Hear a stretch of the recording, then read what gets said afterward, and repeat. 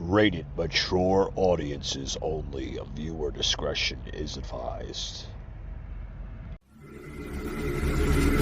Ladies and gentlemen, may I have your attention, please?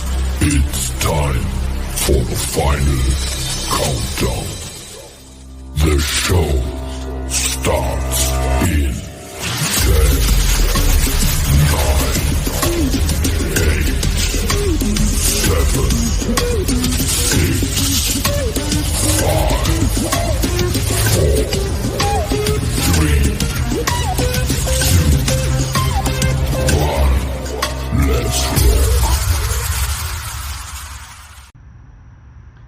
Broadcasting from the Big Peach of Atlanta, Georgia. A show unfiltered, unscripted, raw. The Patriot Angle Podcast.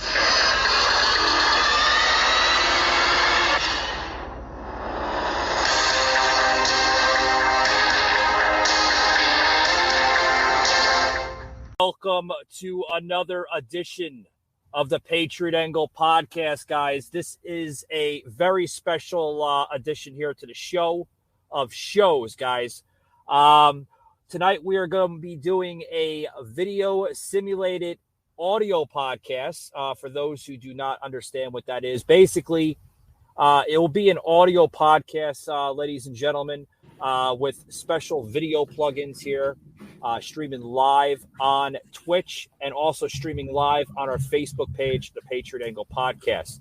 We are welcoming into the Rumble platform, but in possibly another week to 2 weeks, we will be on Rumble. As you may or may not know, we were officially banned from YouTube. We are not allowed to share any content on YouTube. We're not allowed to share anything. Uploads, shorts, nothing. Zada, Zinch. So the Patriot Angle Podcast, unfortunately, is no more on YouTube. But we are still on Twitch and going over to Rumble in another week to 2 weeks, as we are basically prepping for our new video packaging for Rumble for the live feeds. As you can see, you're getting some sneak peeks into the new video packaging that's basically being introduced to you, the listeners out there of the Patriot Angle Podcast, as well as the Unfiltered Patriot Nation. So welcome, guys. Welcome. Tonight, we have the utmost honor and privilege to welcome back Sauce back to the show. How you doing, pal? Welcome to the show.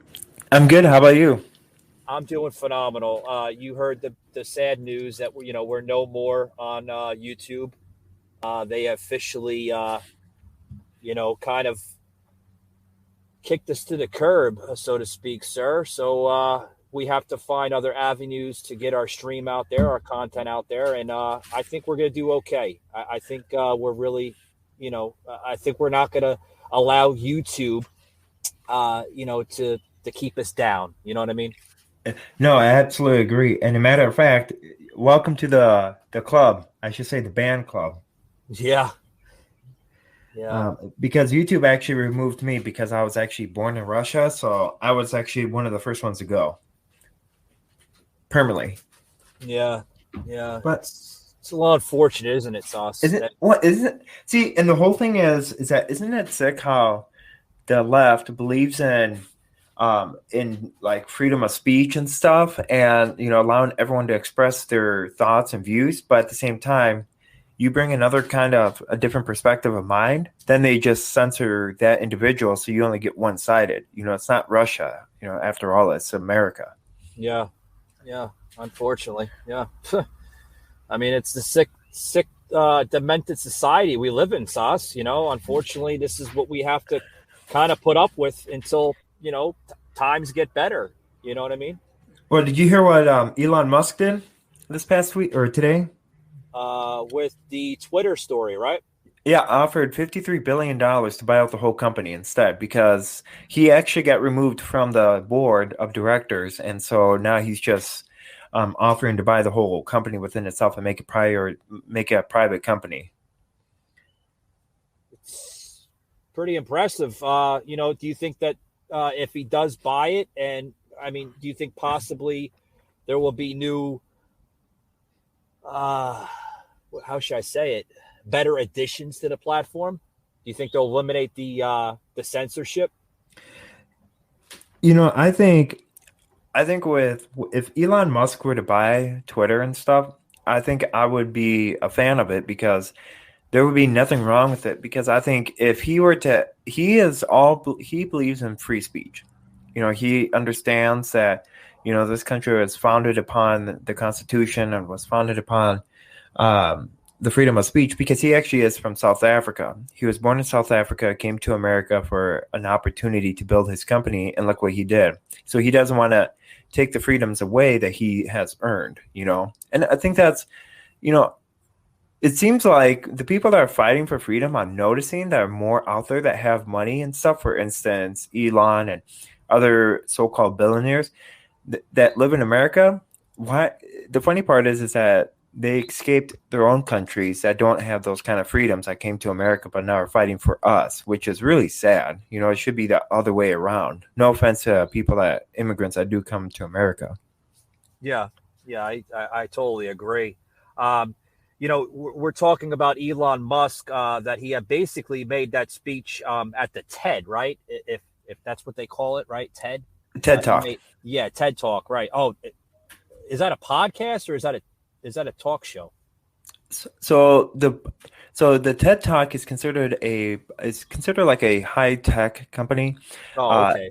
it features all different kinds of new gadgets that are coming out, and features like high end things that your average day American can't produce or can't buy. But it's pretty much for so-called the elites and see the newest high tech, and then it kind of goes down and breaks down with what kind of instruments they had to do, how long it took to get the projects going, and what kind of materials it did, and how this material, for instance, the Neuralink that he was discussing, which I'm actually what okay. So before we continue on, what do you think about Neuralink that he's discussing about? Um, I didn't, to be honest with you, Sauce, I didn't read too much into that article and that story. I'm not too much. I'm not aware of that. To be honest with you, I'm just going to be straightforward. I didn't read too much into it, so I can't really give you an insight on that. I think so personally. Here's what I think about Neuralink. I don't know if you can question me out, but I've been following Elon Musk pretty heavily, and so one thing that I understand that I'm a huge support and a big advocate for is that he wants to help people that are paralyzed and that have suffered strokes and that have dealt with this kind of knowing that people can't get up, and so what the Neuralink does is that so when it attaches to the brain, it actually wires go inside your brain, and then it's like a tiny square thing out of your skull, so on the Right. bone, and so they install it back there, and so but then they entrap the wires of where there's damage in the brain, and so that's the cool thing that I found out about with the Neuralink and how it's going to help people that have suffered strokes. It's going to help people that have FND, which is functional neurological disorder. So it's going to help those kind of people. And so I'm a huge advocate for it, but at the same time, here's the caveat to it.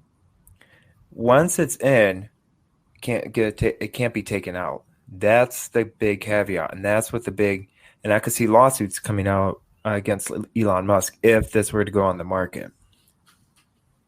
Oh, sure. Oh, sure. That I mean, I'm sure they would be trying to attack him on anything possible if it does make its way to the general public, like you said, makes its way to the market, right?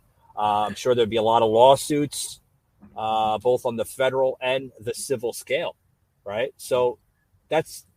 But do you think that's a risk that he might have to take?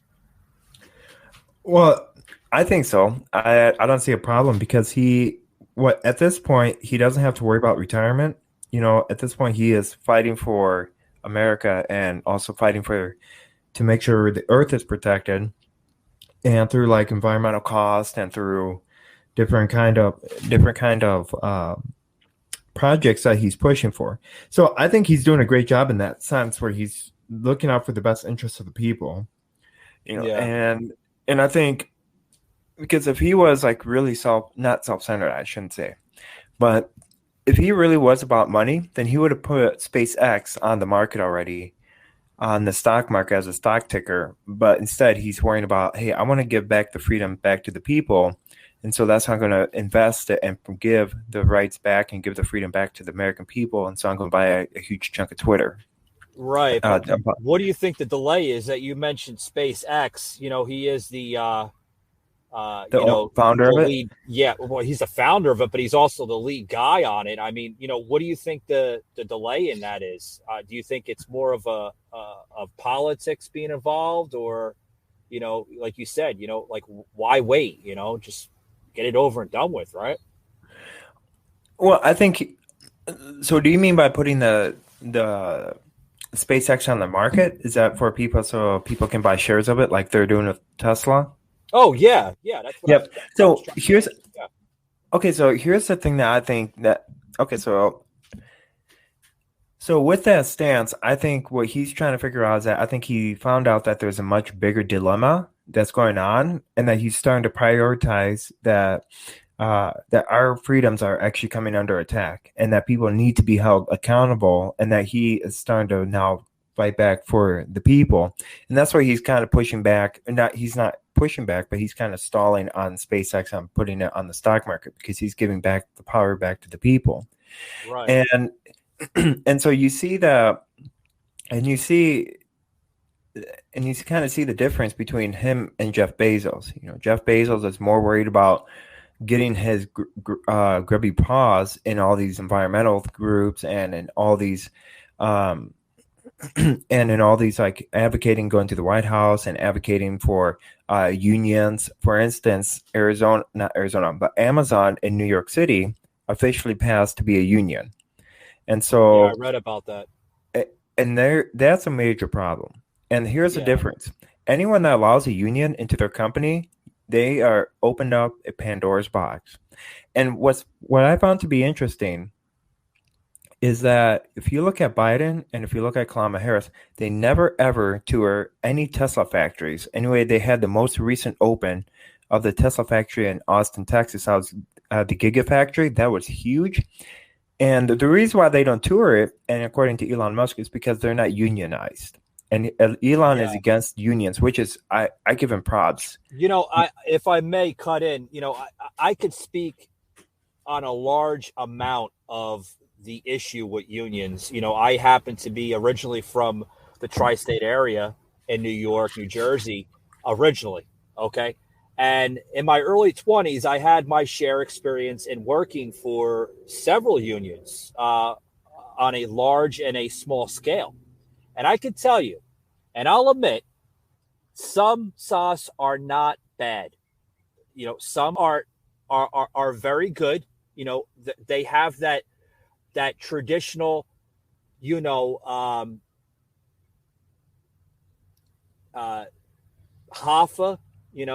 Jimmy Hoffa type of old school of the union, where they back you and they protect you against, corporations, large and small. That is a good union to work for. Okay. Which I've had my share experience working for some, but I will agree with you. Some have become extremely corrupted over the years. So the teachers union. Look at the teachers union. Yeah, the teachers union. Yeah. And look at the teachers union, and then you also have the vehicle company unions, like vehicle unions. So for example, Chevy and Ford, the top two besides Tesla that are unionized. And the whole thing is that, and the sad thing is that The problem with the teachers union and the problem is with even the vehicle unions and stuff is that they're really not looking out for the best interests of the people. All they're looking No. out for is they're looking out for the votes, and that's why they keep on hitting the unions. And so here's the whole thing. If I was Ford, I would question the company. I'm like, okay, if I worked for Ford, first of all, my first question is, am I going to be released, or why are more factories going overseas than just staying in America? Why aren't we building more factories like what Tesla's doing? Right. How come the corporate headquarters is not in America anymore? That's only a sub headquarters, and instead they're going overseas. And because the reason why they're going overseas is because you have the lower corporate tax compared to other. So America has the highest corporate tax right now. We're leading number one, and that's what's causing more and more companies to leave America and put their headquarters outside the country because they don't want to pay the 39% interest rate on corporate tax. I hate to say it, I would do the same thing. Well, I was just about to say, Stas, I mean, do you blame them? I mean, would you want to pay that large interest in tax? But we're talking about unions. We're talking about Elon Musk, Musk, excuse me. Let's look at unions right now, okay? And I could tell you what's failing unions. Let's go back to the original roots of unions, right? Jimmy Hoffa had the same problem in the 70s and early 80s, right? A lot of it had to do with political agenda, right? He was basically trying to get his unions almost on a government scale, right? He was battling the Kennedys, right? Yep. And there was a lot of scandal there. We can get into that if you want, and it has a lot of relevance to what's going on now with modern unions. There was a lot of corruption in the 70s and early 80s, when Hoffa was running the Teamsters. And that has a lot of similarity to the unions today with the teachers unions and all these, big time, big wig companies. You know what I mean? Yeah. Well, so we look at the one minor factor, or we see the unions, for example, the teachers unions.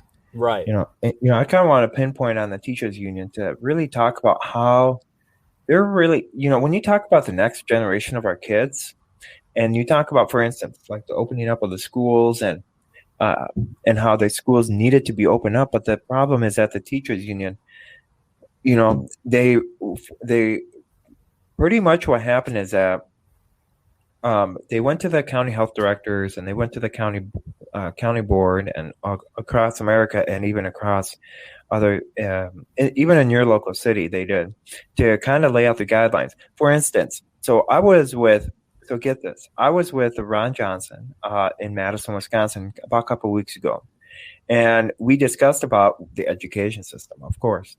And so what happened was, and I learned this whole thing, by the way, and I'll send you photos and I'll send you more information about what's really going on. But he kind of touched on what the teacher unions did and what they were kind of forced to do.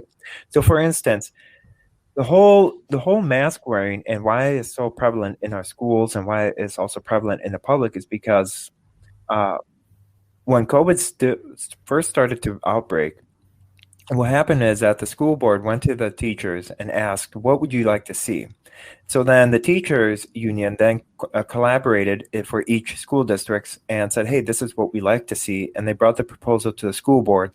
So then, therefore, the school board went to the county they went to the county health director and said, hey, these are the criteria that we want as a public school regarding mask wearing and regarding the vaccination status per se, and regarding the certain criteria that happen for students, the distancing, how many people can be in a classroom, and even on the school bus. And so then the sad part is that the county health directors took those ideas and they made a mandate, and they came out they just signed it, said, well, this is what we instructed, and called it science. But that's not science. That's just called teachers unions getting a little bit more power than they should be getting. So I was blown away when I heard about that, and how Ron Johnson, you could see his reaction. He was sickened by that and stating Sauce, they did the same shit in the 70s and 80s during Hoffa.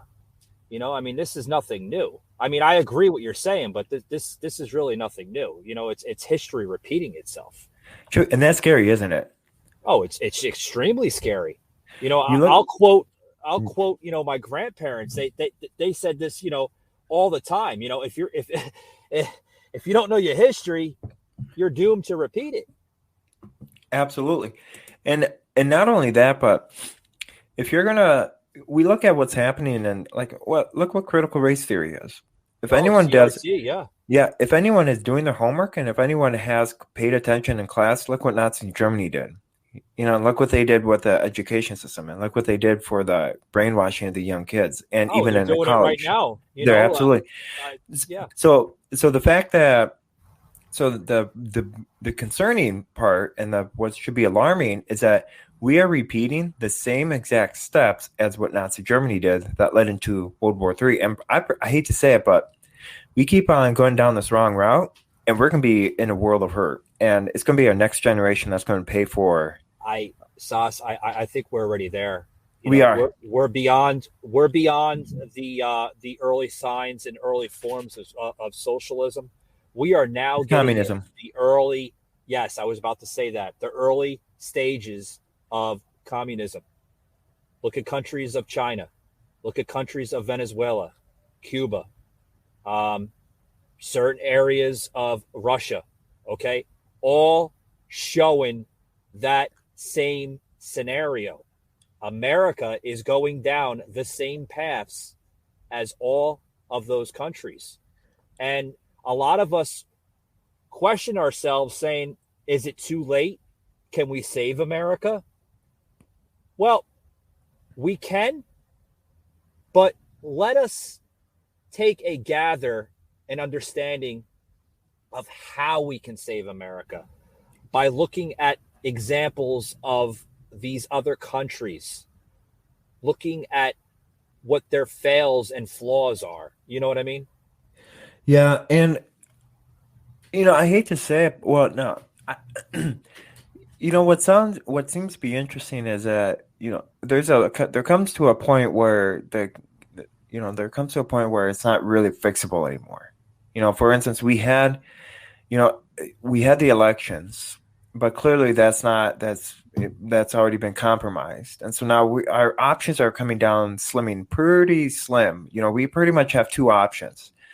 You know, right. Either we really push out to get out the vote for, you know, patriot candidates, or number two, we just demonstrate peaceful protests and show up at the school board meetings and show up at county board meetings and even show up all over it, and as well as show up at your local capital like I've been doing.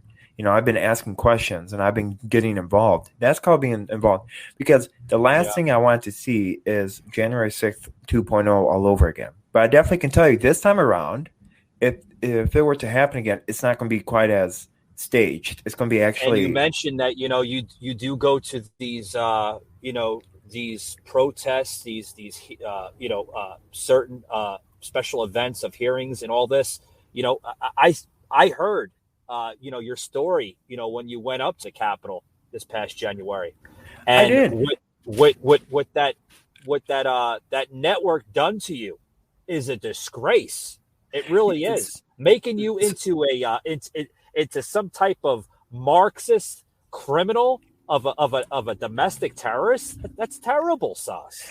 Absolutely. And I just want to tell you for your viewers. Okay, so I know there's now the sad part is that it's been going all over. So it's Gateway Pundit pick up, and now it's going all over Rumble, and it's going all over. But here's the thing I want to get your viewers across, because if you were to put that article on your website, I want to kind of correct it. First of all, if you look at the videos, so I went there and I knew once they started breaking the windows, I started backing away soon. And I knocked that girl off the podium, or off the platform where the window is. And once she started kicking it, I knocked her down, because I said, no, we're not going to act like this. And so then a guy came up running with a stick, and then I yanked his arm down once he took a couple blasts, because I didn't know what he was going to do with that stick. And so then the sad part is that according to the footage and stuff, and according to what they stated, they said they stated that I had a play in it. I'm like, I don't think so. I would there would anyway. I disagree on some stances, but I understand though from a person that's lived under a communist country, if you act like that, you're asking to get in trouble. You're not going to get your point across if you do government damage. You're not going to get your point across if you cause harm onto a building or try to get into a building that's not legal way. Sash, And you so, understand what they were doing, right? They're basically trying to create a headline out of you. You know, they're and they trying did. to sell that story, and you said they did, right? And They they did. made a successful attempt in doing it because they see a young man such as yourself, and these people, Sas, they know what they're doing. Okay, they go to schools, special, learning programs. They know how to make these talking points into false talking points. You know what I mean? Absolutely. And you know what's scary about it is that Gateway Pundit is supposedly conservative. Did you know that? Supposedly, Yeah, so I put that quote supposedly because right? they're the top out of the world. They're one of the top 150 news media outlets. And so, and you know how I found out about the article? You're going to get a kick out of this. So good old CNN sent me an email and stated, "Hey, what can we ask some questions?" And I'm like, "Oh Yeah. boy, what's this?" And they're like, "Well, we saw you a picture in the article. There was an article that came out against you." And I said, "Well, first of all," I'm like, "Okay, well, number one, okay, there was no way that you know who I am. And how did you get my number? That's number one. Number two, I want the proof of where you got the article because you never know. I might have been in the background or I might have been just like, one of those non-important characters. And if you look at the Right. footage, they pinpoint me, which is you can clearly see they did target me. And and then number three, they might describe and they might have like just one photo or two photos. But that's number three. But when they sent me the article, and I sent it to you right away once I'm like, I can't believe this just happened.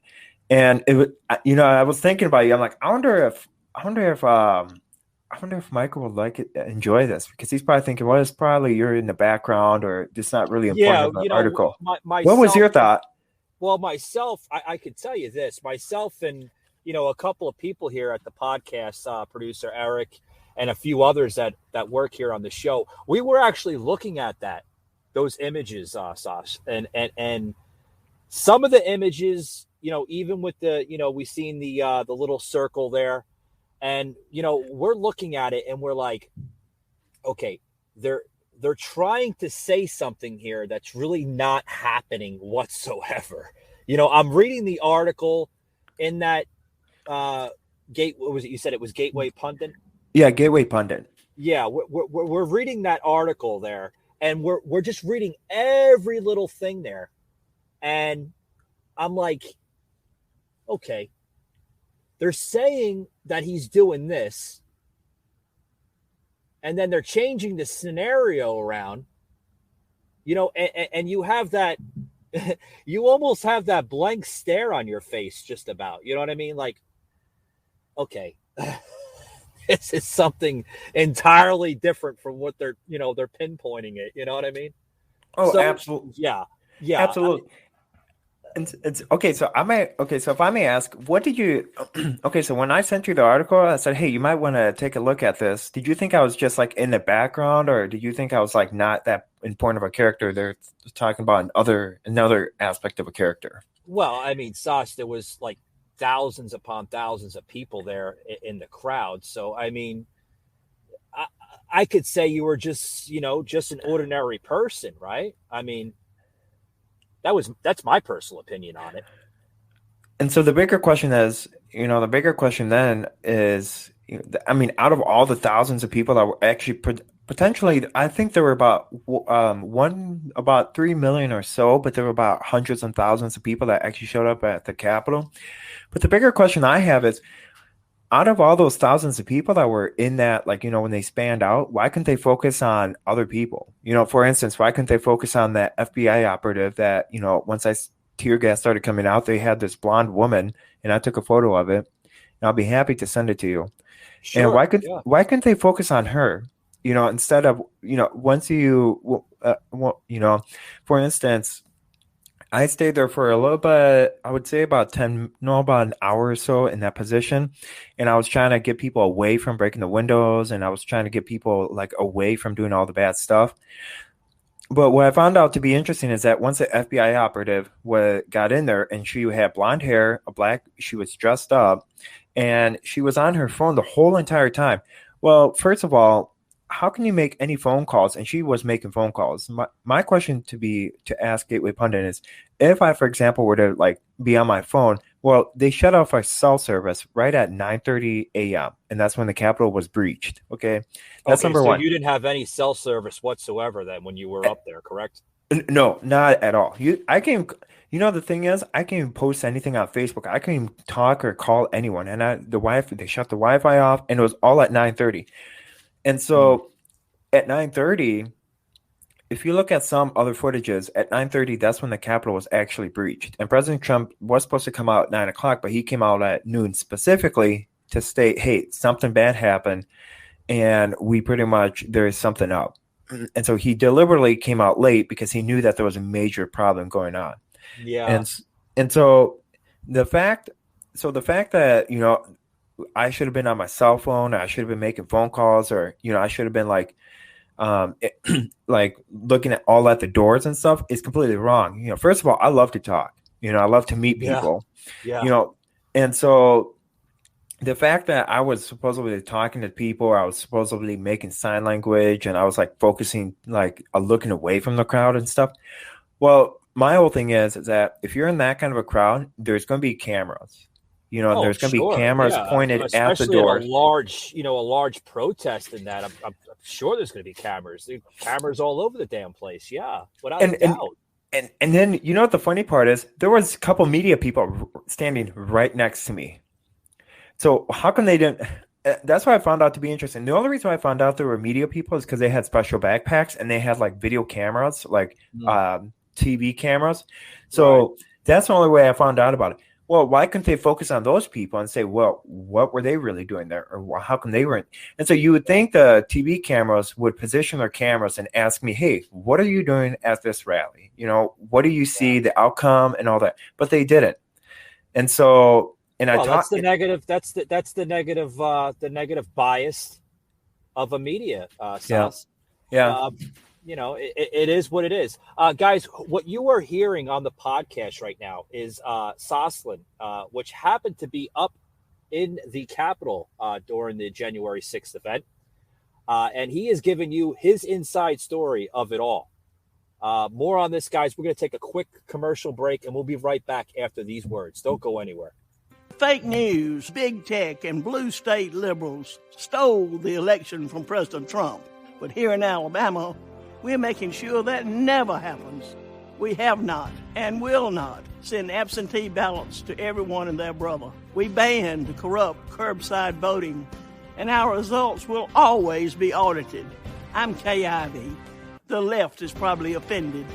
So be it. As long as I'm governor, we're going to protect your vote. Hulu has live TV?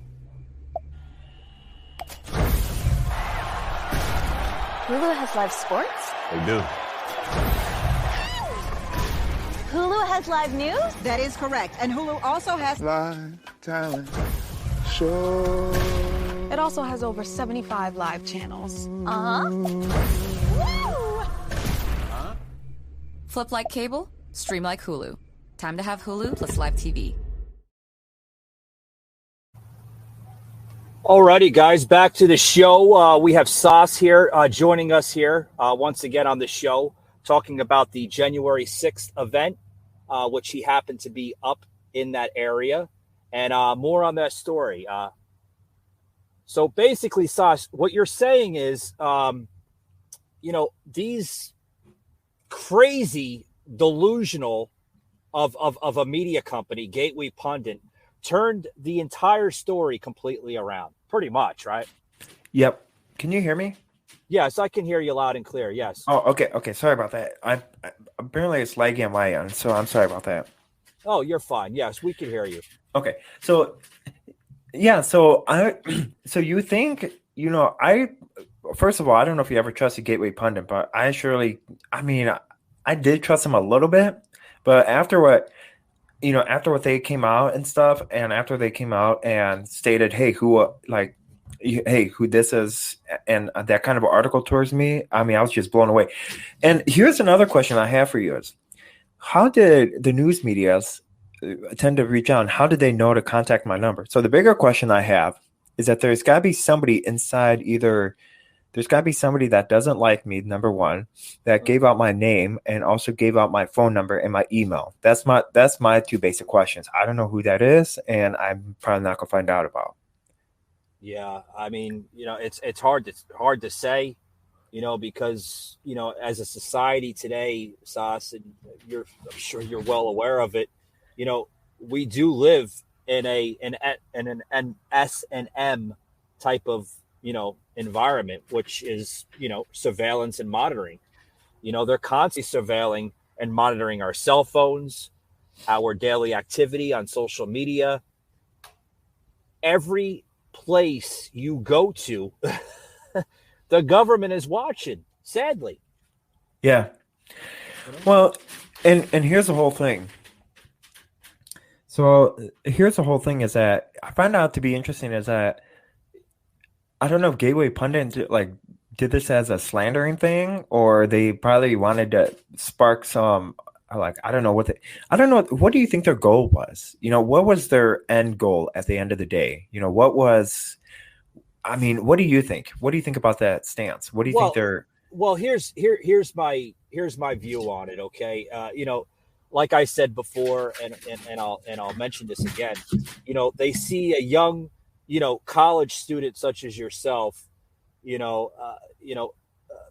maybe possibly a little vulnerable, and I'm not judging your character, but in their eyes, this is what I see. I see in their eyes that they see a young college kid, vulnerable, probably weak-minded, easy to attack, and you were their target, sadly, and they took advantage of that, Sauce. And that's very unfortunate, that you basically were a victim in all of that. Yeah. I'm truly sorry. My heart goes out to you that I'm truly sorry that you had to experience all of that. Yeah. Very sad. Well, it is, and it shows you and it shows you the lack of really transparency of reporting. When you look at the big picture of schemes. If anyone thinks that there is transparent reporting in this day and age, there's now I'm not only going to attack CNN, but I'm also going to attack Fox News as well. It's both sides that are you talk about Fox and CNN. We got some video clips here. We'll plug it to the show that's relevant to that. Have you seen, not to change the story a little bit, but have you seen, speaking of what you're saying, have you seen what they're actually they're going back against Trump, in relevance to what you're saying about the January 6th event, that I think Trump came out the other day on his social network, Truth Social, which is doing phenomenal, I hear, with the following, since it's been launched for like the last month and a half, 2 months now. What's your number, by the way? What's that? I'm 326,547. That's my line number. What are you referring to? Oh, so like on Truth Social, if you haven't. Okay. Yeah, we haven't made the jump onto Truth Social yet, but we're hoping to join them as soon as possible. But yeah, I mean that's great. That's a huge following, right? Yeah, well, that's it. I mean, just let alone that many people, that's fantastic, because that shows you that people, and you look at you look at Frank's speech, for instance, and you look at your podcast, and you look at Rumble, and you look at all these other circumstances, all these new media things showing up, and how so many people are actually, like, for instance, I'm doing my own podcast called Remember God Loves You and I'll Meet You at the Finish Line. I add a little bit tidbit of God and faith into it, but I also add a little bit of political aspect of it from a Christian standpoint.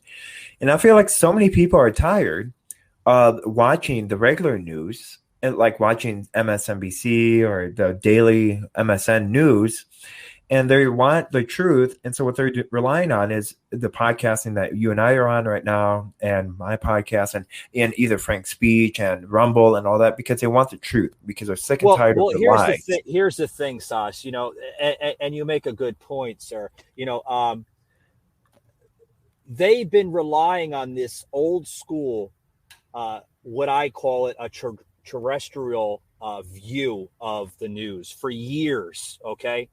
And it was working for a while, but as we're getting into an advanced type of society, right, with podcasting, with online streaming, content creators, you know, such and such, they're more, you know, people are becoming more relied on that type of information from a podcaster or a content creator, because, like you said, like you mentioned, they're hearing more of a truth. They're hearing more truth and less negative vibes coming out. You know what I mean?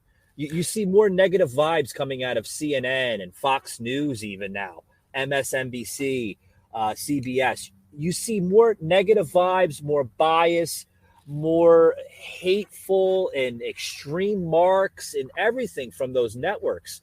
But, you know, don't get me wrong, you're going to see some of it in podcasting, but, you know, for the majority of it, it's a whole different platform.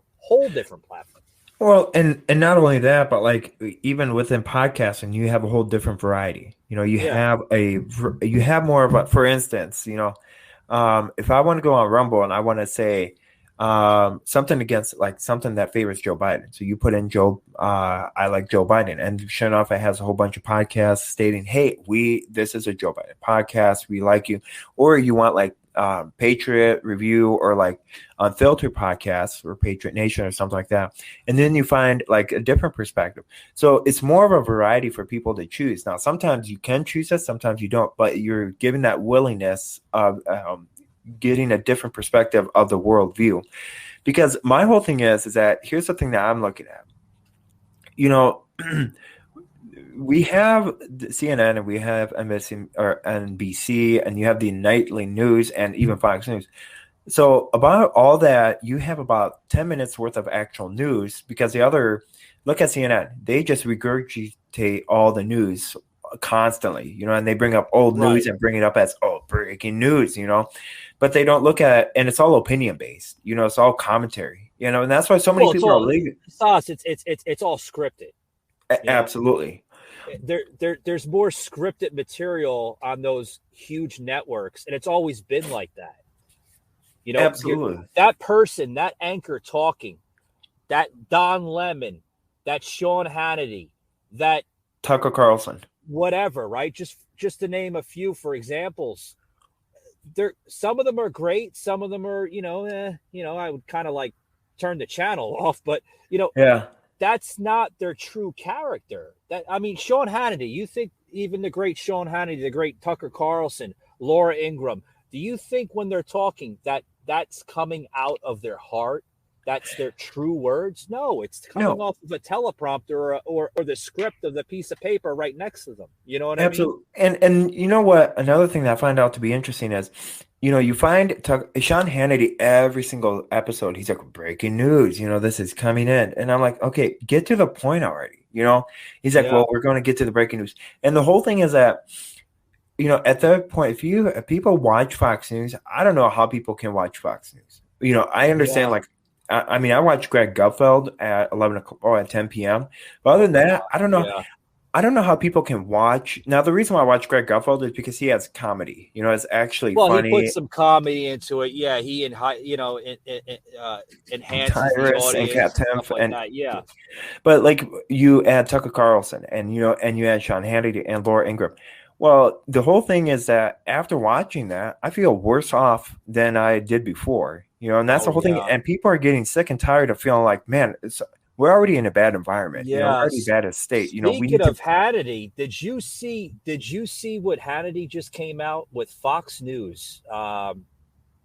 there's a video clip we'll plug in here momentarily. Hannity, okay, is literally pretty much, I don't know, he's not in favor of Trump. With certain viewpoints that just came out recently, that even Laura Ingraham slammed Hannity. This was like the other day. Did you see that, son? I did, and the reason why Hannity's kind of slamming that is because it's all viewership. Yeah, and they're trying to do is that they're trying to get the numbers from CNN and other like Rachel Maddow into. I mean, because everybody's well aware of CNN Plus is not doing that great. Oh, that's a joke. Oh, the viewership is. I mean, it's terrible. But check out this video here of literally Hannity. This is the tip of the iceberg, folks. Check this out. It was Florida Senator Marco Rubio. Senator, they're not only Joe Biden's policies are not only aiding and abetting the law breaking and enforcing the law, but they're also involved in human trafficking because they're literally transporting illegal immigrants into every state around the country and then just leaving them there. And then it becomes the responsibility of the state to provide food, water, shelter, medical treatment, health care, and education. And most states can't afford it, Senator. Yeah, that's right. Look, I think that what's happening here, but that's the tip of the iceberg, by the way. The stuff that you're seeing now is the tip of the iceberg. As an example, in Florida, there's this Pelosi puppet, this Congresswoman Val Demings, that Chuck Schumer handpicked to run against me, and she's in favor of completely open borders, of allowing illegal immigrants to vote, of not deporting people even if they're gang members. She's raised $30-something million for her campaign as a result of these stances.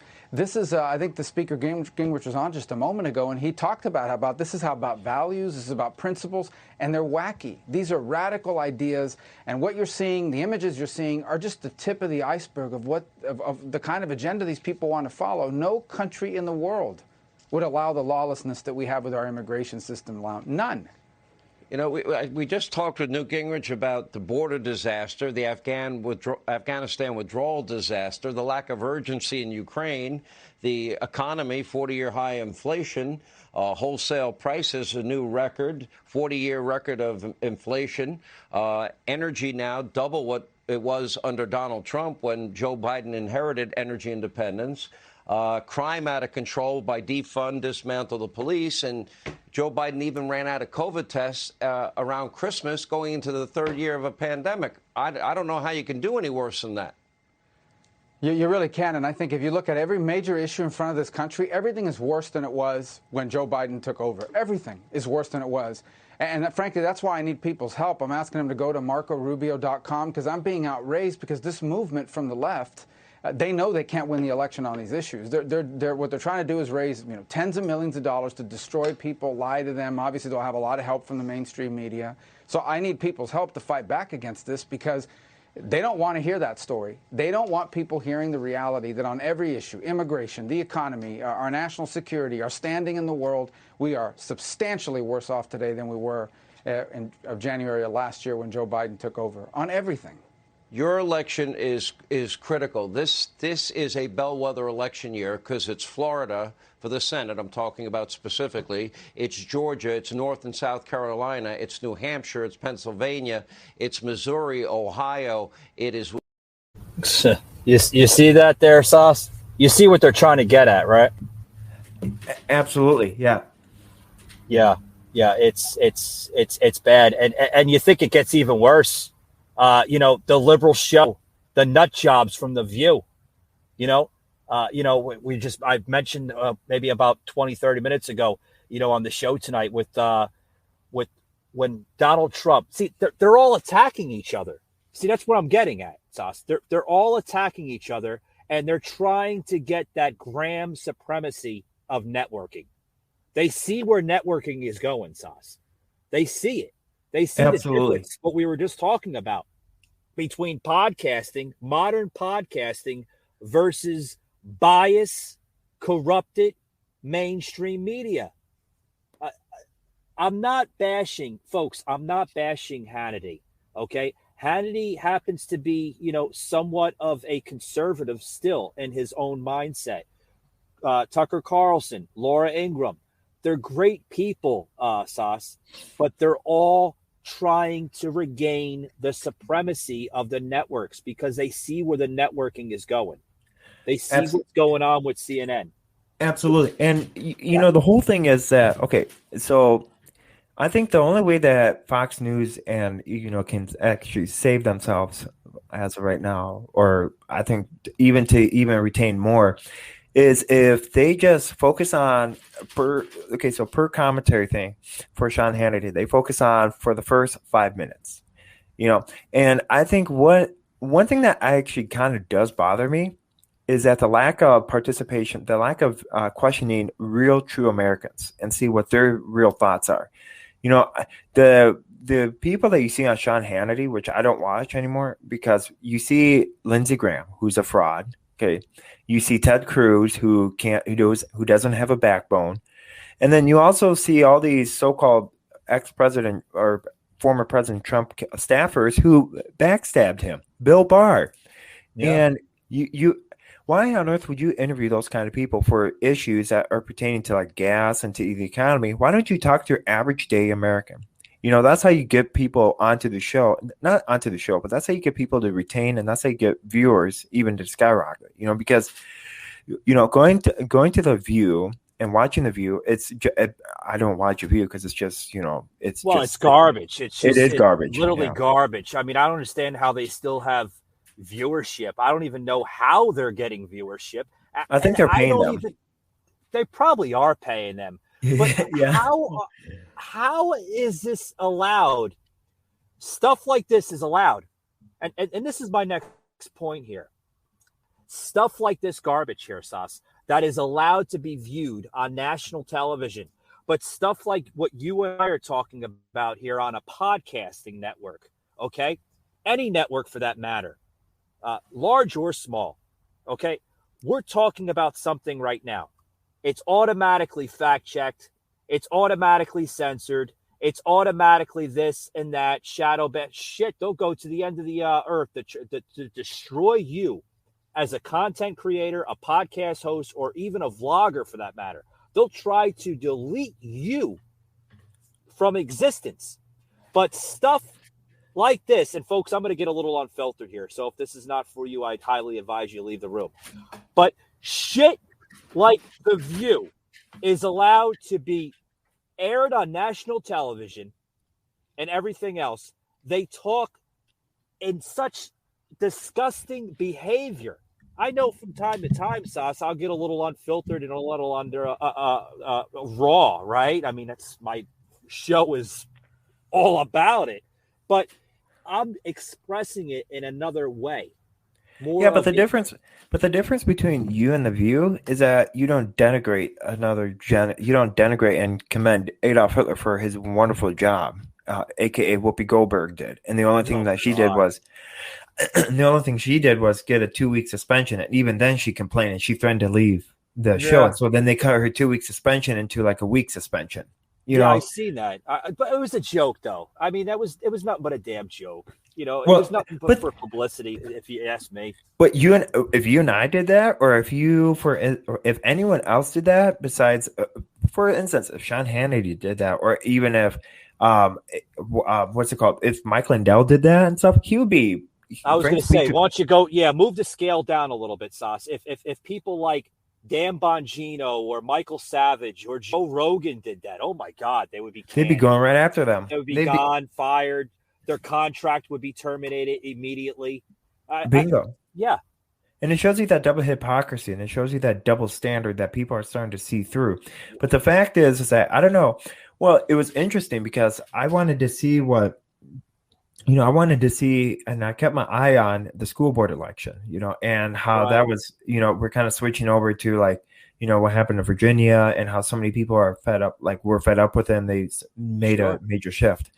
Well, the whole question, the bigger question in Wisconsin is that, first of all, the election was not very successful in Wisconsin whatsoever. Matter of fact, Mequon is outside of Milwaukee, and they've always been conservative. And for the first time, they officially have all liberal school board members. You know, they finally voted out the last one. You look at my hometown, okay? For the first time ever, if a conservative school board member was running, they would vote that he would win by a landslide. Well, look at what happened now. He was projected to win. Well, he wasn't projected to win. He actually came by an upset. And the only reason why he came by an upset is because of these rural areas that are awake and are, know what's going on. And then you have my hometown and stuff. I don't know what more, like he lost by a landslide, and for the first time ever, our city council, we officially voted out the last Republican person. So it's all liberally. Well, please tell me, even though he lost, and I'm sorry that he lost that great battle of that election, but please tell me, you just mentioned the school board, please tell me he's not in favor of this woke agenda to the school, with this transphobia, which is disgusting. I did a podcast episode just on that about 3-4 days ago. Please tell me he's not in favor of that. Well, you're going to like this. So guess what? Guess what Westfield decided to implement? So Westfield, our school district, decided to implement unisex bathrooms. And so now, for instance, oh my God. Yeah. And so we have this one guy, a high school kid, and he's now he thinks he's a woman, but he clearly has all of his male parts. And so now he's allowed to go in the locker room, in the women's locker room, and the women's bathroom. Now, to me, I think that is a major, major problem. Yeah. And the whole thing is, now, it's funny because I actually wrote a thesis paper on this. I'm in school, and so because I'm in school, we learn a lot. And I love to study this kind of these topics because it's been a heated topic. Did you know that there is a very, very small actual percentage of LGBTQ community out there? And the only reason why they're so-called they're like all around the corner and stuff, and the reason why they're being so propped up to only about the 0.3% of Americans is because they went to the right people. They went to CNN. They went to the school boards. And actually, they went to the Democratic Party headquarters in D.C. That very minor few people went to it and made a big deal about it. And so now they're making it like, for instance, they're making Biden is passing. He actually is working on a bill, like for instance, to give more funding to the LGBTQ minority people. Look what happened to the BLM.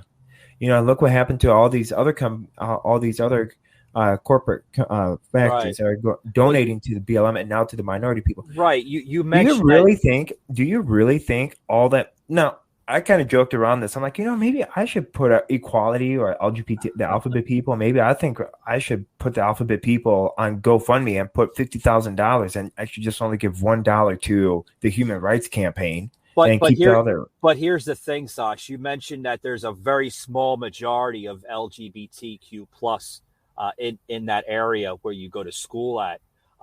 Is that mainly a conservative or a blue territory of that area? Does it lean more blue or does it lean more red? It leans more towards Russia 2.0. Yeah. Oh, okay. And the only reason why it leans is because for the first time ever, about the beginning of March, I was actually escorted out of the city hall meeting, in handcuffs. Well, hold on. Before you get into that story, the reason why I say that is because, or I think you understand why I'm saying this, folks, is because you have a certain area that will lean towards that type of agenda, such as LGBTQ plus. If it's more leaning towards a blue, mainly Democrat, you will have that lean to that. We see that here in Metro Atlanta with the LGBTQ plus. That has a huge impact with Georgia Tech and the other colleges in the Atlanta area. So because it's more of a blue Democratic area. Atlanta's always been Democratic. But in other areas such as Athens, which is another huge area in Georgia, the University of Georgia, the Georgia Bulldogs, right? That is more of a conservative Republican area, and the LGBTQ plus is not as high as it is in Atlanta. So that's the only reason why I was asking that question, because another thing is that There is, okay, so you know how there's so many, like there's like this massive push for like, when I thought like the LGBTQ, I thought like there were all these pride parades and stuff, and that realistically, I cannot find a transgender person. It's like finding a pin, or it's like finding a needle in a haystack. Needle in a haystack, yeah. yeah. And I go to Madison a lot, and they cry out all these LGBTQ and stuff. But to me, you can't find a gay person walking at downtown Madison. You can't find that during the broad daylight, even on campus. And I try to look. But you know when you will find a gay or a transgender or whatever, you'll find one real quick when cameras start rolling. Oh yeah, CNN comes in town, MSNBC. They'll be coming out of the haywork. They'll be coming out of the sewers all of a sudden. Or you pull up the TikTok. Hello. Hey, how's it going? Oh my God. Yeah, the whole fakeness will be coming out because they'll be getting their little 5-10 minutes of fame. They'll be going on TikTok. They'll be YouTubing later. Oh my God, there'll be another talking point. That's when the real garbage comes out. But did you see? This kind of ties into what we're talking about. I had the so-called woke, right? I did an episode. This will actually be a kind of 2 segments here. What I'm talking about. I did an episode yesterday about the Church of Woke. Okay, and this ties into what we're talking about, right? Transgender, right? This and that. Hello? Yes, can you hear me?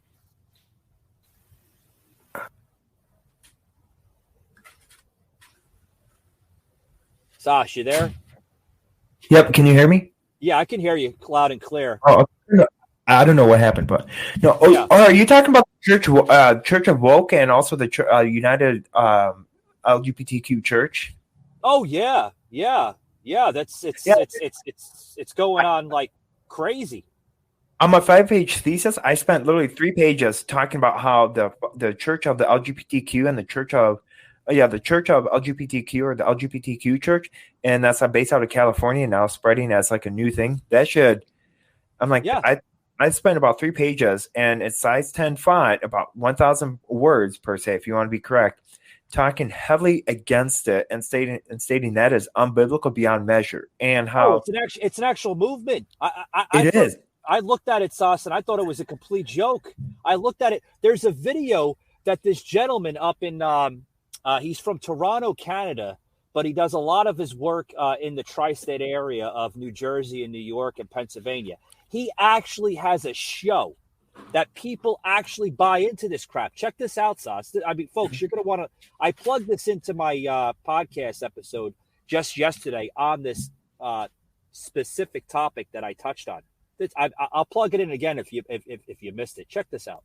It is the dawning of an age where we need to repent your bigotry, repent your phobias, cast down ableism, and cast down sexism. No, the Church of Woke is just like any other church, except our God is intersectionality and our devil is intolerance. Thou shalt not listen to the fiery bigotry contained within podcasting. Now, just like some of the other churches, we believe that blasphemous ideas that cause dissent to our cause should be removed. Remove problematic language from your vocabulary. We're actually doing a book burning later. I mean, we have Harry Potter, Jordan Peterson's 12 Rules for Life, which is basically our Salvador Rushdie's The Satanic Verses. Just sacrilege. A goal of mine would be to get a little closer to Islam's influence. I mean, when they tell you not to make a cartoon, people listen. Dismantle the patriarchy. Never let opposing viewpoints stifle your faith. While religious mothers of the past have had their sights set on deplatforming Howard Stern, we're more focused on the new generation's Howard Stern. Hello! We've sort of designed it to be a bit of an echo chamber. I mean, if our viewpoint can take us to the promised land, should we not try anything in our power to get there? This is one of our many Bibles. Cast down the vile comedy of Andrew Dice Clay. And though other religions in the past have gained control of the printing press to stop the spread of misinformation, we've seized control of the social media platform. It is not enough to not be ableist. You know, this is the booth where you confess anything like sexist thoughts, phobias. It's not anonymous, and we've actually removed about 20,000 members after learning of their impurities. But while some other religions allow you to repent and ask for forgiveness, we prefer you to repent in the form of a formal apology, and then we cast you out anyway. It is time to recognize your internal bigotry, your internal Islamophobia. You know, we're working on some of our own hymns, like NYPD suck our dick. You want to create like an unreachable puritanical standard, you know, keep them on their toes. Truth be told, I'm actually against organized religion, which is why I make a point of our ideas being very unorganized. You know, some churches say everyone's a sinner. I mean, we think everyone's a bigot. Thou shalt not appropriate. Thou shalt not use another's identity in vain. Now, some people try to say the Church of Woke isn't a real religion, but Durkheim defined religion as a unified system of beliefs and practices relative to sacred things, that is to say, things set apart and forbidden. And we're doing our best to fulfill that requirement. And thou shalt put their pronouns in their bio. Right now, we're working on having our beliefs intertwined with the state. Get our teachings into schools, workplaces, the rule of law, sort of the unification of the state and woke. It is time for you to shut your mouths and listen. But it is also not my job to educate you. You want to confuse them a little bit so they just stop thinking and defer to you on everything? One day I'd love to have one of those super churches where we get to smash all the girls. Those guys are living. I'm thinking about doing like a reading of the ADL's new ads so they know who to stay away from. The Christian churches reigned supreme in America for far too long. Now it's our turn. And the woke crusades will take place on the internet. And cast down homophobia. When I do it live, the guy on stage faints, everyone cheers. It's like a whole thing. Thou shalt not question the government's COVID protocols. Trump Pence out now. Obviously, we'll have to modify that one a little bit. Sauce, I must say, it is very comical at first, but this stuff is actually happening in America today. People are buying into this crap. Absolutely. And and the whole thing is that when you look at the big scheme of pictures, or the big scheme of picture, you're looking at how Satan is really attacking the church. And the way you attack the church is you attack what the gender looks like, and you attack what love is supposed to be like. You know, love isn't supposed to be, and you attack the nuclear family and what it stands for. And so that's, and I've been heavily on topic of this, and the sad part is that we have multiple churches, splitting up because of this issue, because of the forcing of LGBTQ stuff. Now, I want to get this across before we continue on. I'm not against. Okay, so I just want to tell you. Okay, so I'm not attacking the LGBTQ community or the alphabet people. I'm not. If you love, I'm not doing it at all either. No. And my stance on this is that when a person asks me what I think about it, we're supposed to love the individual. We're supposed to love the person, but we're supposed to dislike the sin. Hate the sin, love the person. And so, and another factor is that don't force, if you want to be gay, or if you want to dress up like a woman or dress up like a man or something like that, or vice versa, do it on your own free time. Do it behind when you're at home in front of your family. But don't force your ideology upon others, and that we have to force to cater to your supposedly needs. That's the thing that bothers me beyond. It just irks me. It bothers me very much so, Sas. I was about to ask you your viewpoints on this, because this kind of goes into, you mentioned a good point. If you want to dress up as a woman, you want to, think you're a woman, but you're really a man, vice versa.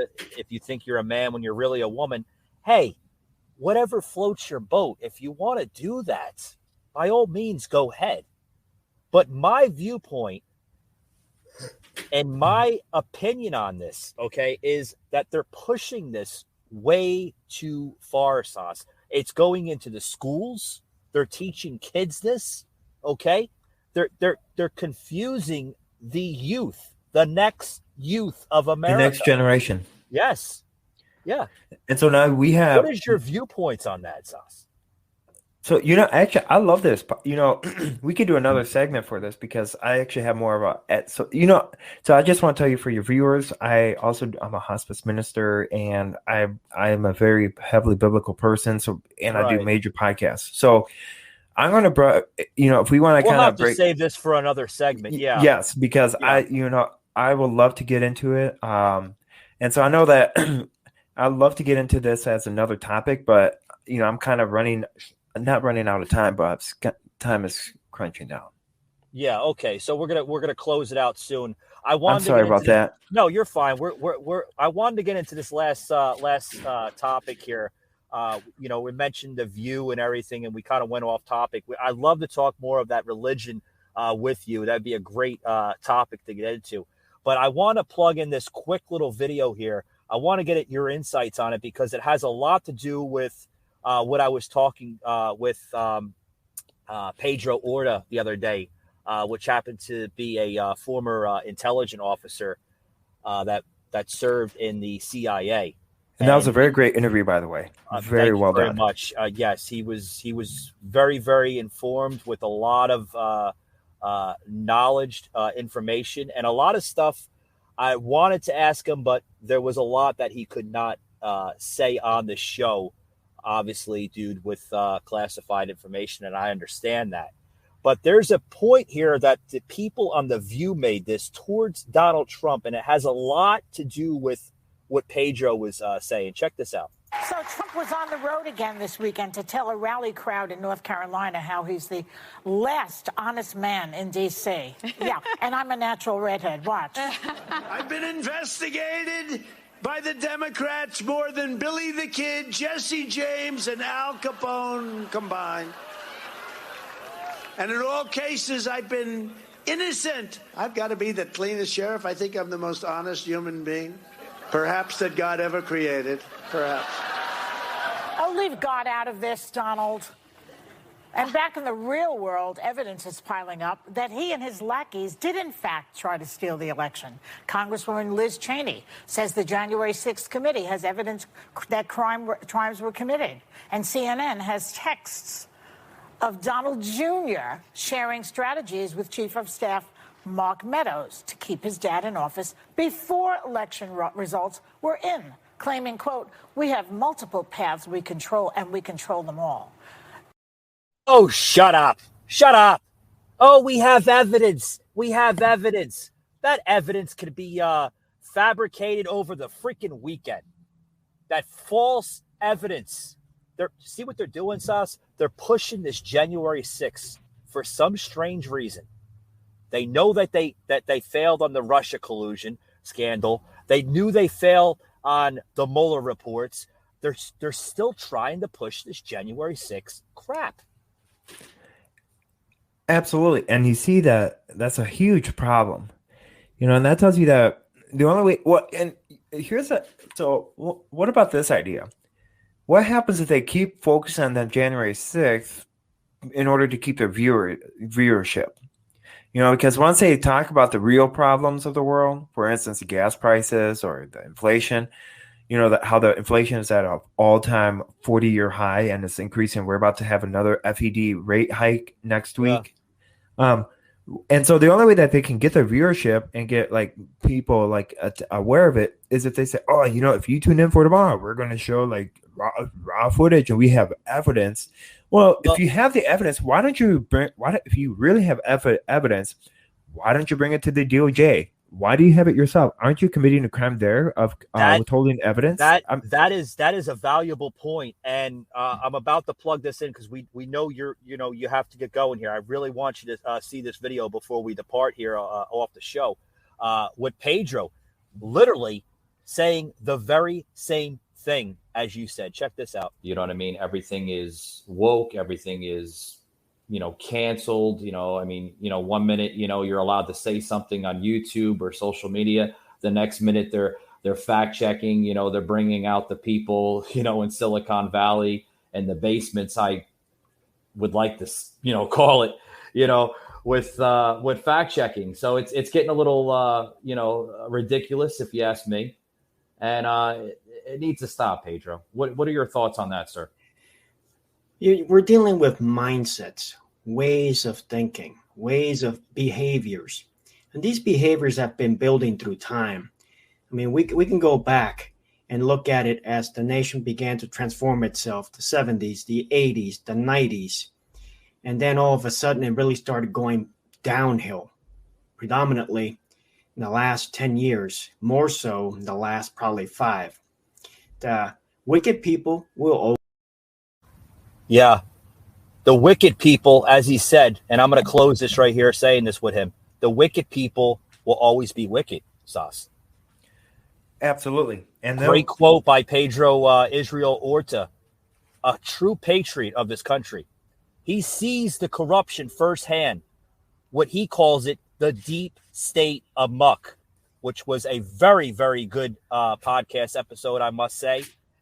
Probably the most in-depth podcast episode I've ever done on this show. We will be inviting Pedro back on the show, and we would love to have you on the show with him.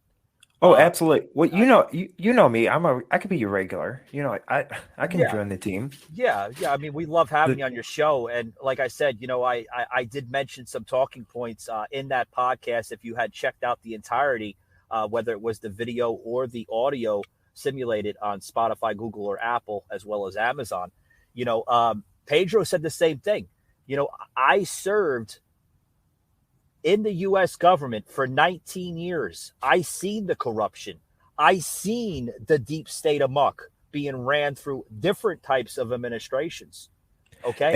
And the whole thing is that it's not only within it's not only within the government, it's also within your military, you know, and this is what, and I just want to tell you, because I encountered this myself. And so we could do that for another topic of how really the true look at the military and stating how I really got sick and how I got paralyzed from the neck down, because it's that corruption that led to it that caused me to get and really I would sick. love for you to share that story, because I think that would be the only time you would be able to share that story, Sas, because you know, if you went on a regular talk show, CNN, they wouldn't allow it. No. They wouldn't allow it because they don't want the truth exposed. And I'm No. sure there is a lot of truth behind this that, you know, they put you through. And that's very, very sad as a military personnel. Well, and it's not only the military, it's not only the military, but it's like how I was treated just because where I came from, you know, and how just because you have a Russian name, and that's just, well, okay, here's going to be a little caveat, or here's going to be a little sneak peek to the next episode if we want to do it.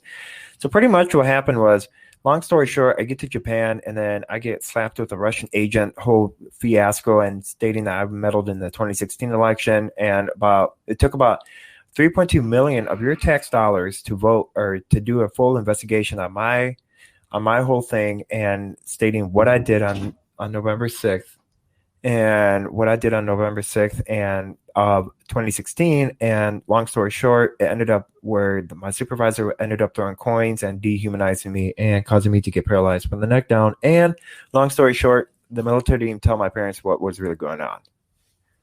That's terrible. That's a little sneak peek for your viewers. So if they want to stay tuned, I'm going to be very excited to talk about it. I don't mind that being a little bit of a lengthy one, because that is a true testimony to really expose.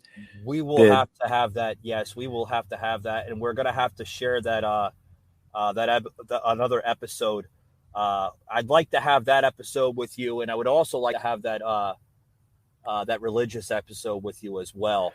We just basically talked about, because these are really, really good key talking points. And I think the listeners, they deserve this, Sas. They deserve to hear this, because you're not going to hear this anywhere else. CNN's not going to talk about it. You know why they're not going to talk about it. I mean, it's plain and simple, Sas. They're ran by the liberal machine, you know? Absolutely. And well, not only that, but they're also ran by China.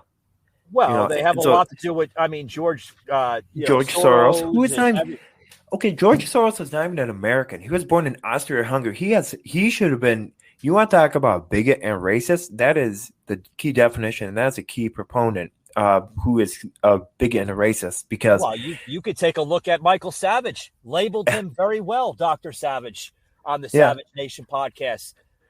Soros is trouble. I would stay away from him. Absolutely. So as I conclude, if your followers want to follow me on Spotify, I have my own Spotify. I finally had to break away. Facebook did a good due diligence of me not posting anything besides messaging. But if your viewers want to follow me, they can follow me at Remember God Loves You, and I'll meet you at the Finish Line podcast, or just put SOSLAN Saslan Teemanson, and then it'll show up as Remember God Loves You, and I'll meet you at the finish line. That podcast is if you want to grow closer to God, and if you want to kind of mix it in with personal experiences to a little bit what's going on in this day and age and how to keep positive through it, you're welcome to give a listen to it for your viewers. Sauce, I love the SOS. The reason why I love it is because I like the abbreviation SOS. Save SOS. our ship. Save our ship. And the funny part is, I'm on everybody's device. SOS. Yeah. And I have an emoji after me. Yeah, save our ship. That's what I. Or save our nation. Yeah. Or save our nation. SON. Yeah, that's my last 3 letters of my Sauce, last name. I wish we had more time, sir. It's always a great honor and a privilege to talk to you. You're such a man full of knowledge and inspiration, and I truly hope that you don't give up, not only on yourself but on our country, sir. You know me. I came way too far to only give up now. Yes. The moment I give up, actually, I will give up once I'm 6 feet in the ground, and then I'll get the crown of glory in heaven. So yeah. We have a lot. You and I have a lot of fighting to do, and so do your viewers. But we have to educate your viewers in order to fight. That's the important key.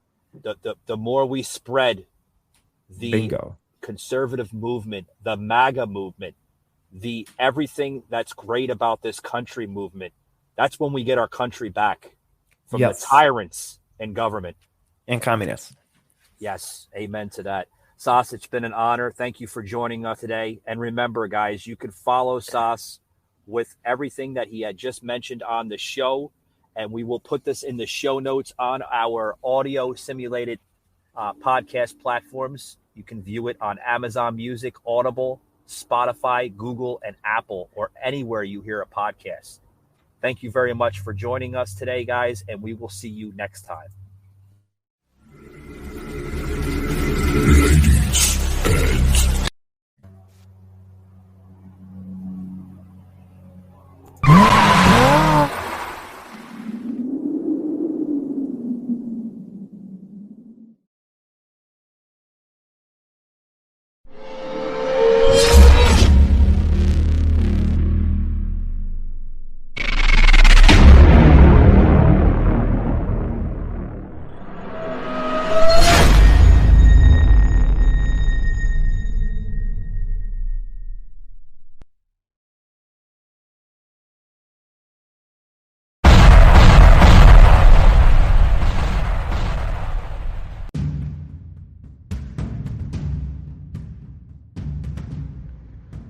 You just heard an episode of the Patriot Angle podcast. Remember to follow us on Spotify, Apple, Google, Amazon Music, and Audible. Also streaming live on Twitch.